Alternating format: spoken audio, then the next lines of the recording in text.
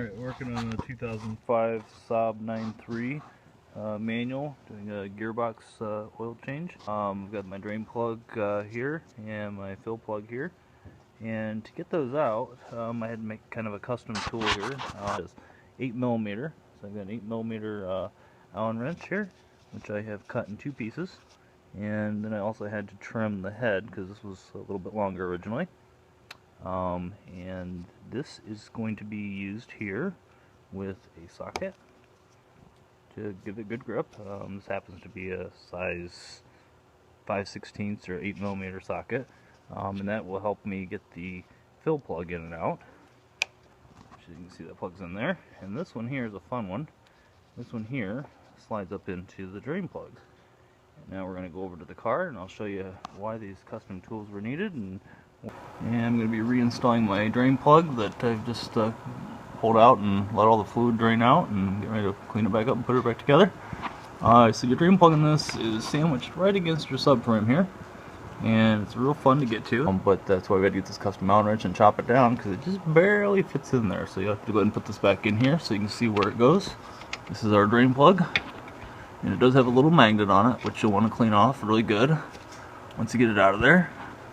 And here we are. We've got our bolt just loosely threaded in there, a little easier to do without the camera. And just kind of show you a relationship of where this is. I think most of your cars you'll probably have a skirt underneath here, some plastic covering that you need to remove. This one here, as you can see, it's a little rough. It no longer had that, so it made me get into this a little bit easier. Anyway, this little guy here is located on your driver's side. So here's in relationship to your tire. If you just kind of zoom in, at the very bottom of your transmission gearbox, you'll find your drain plug. And it's always a good idea to remove your fill plug before you remove your drain plug, just in case you have a problem getting it out. That way you're not stuck without a car.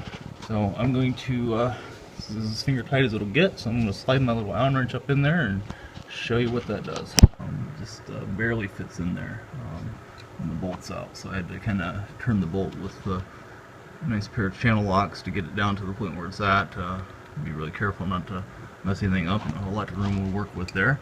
Now that I got this in here, I'm just using an extension off of a ratchet here to give some torque to that. I did look around, I could not find the exact torque spec, but I figured it's nice and snug. It wasn't really tight coming off, so not going to put it too tight on. But as you can see, now that's off, that's nice and tightened up, and it's ready to be refilled. The hose going into the fill plug, which as you can see is right next to your axle shaft there. A little 8mm Allen. And I got a little transfer pump here going into my Redline MTL 90, and we're just going to pump this until she's full. Alright, so we've got your fill plug just starting to roll out of there. Took right at 2 quarts. Manually put this in there and tighten her down. We got the plug hand tightened in there, and I'm going to use my little cut up Allen wrench here that I put into a socket, and that'll allow me to get on there and torque that down.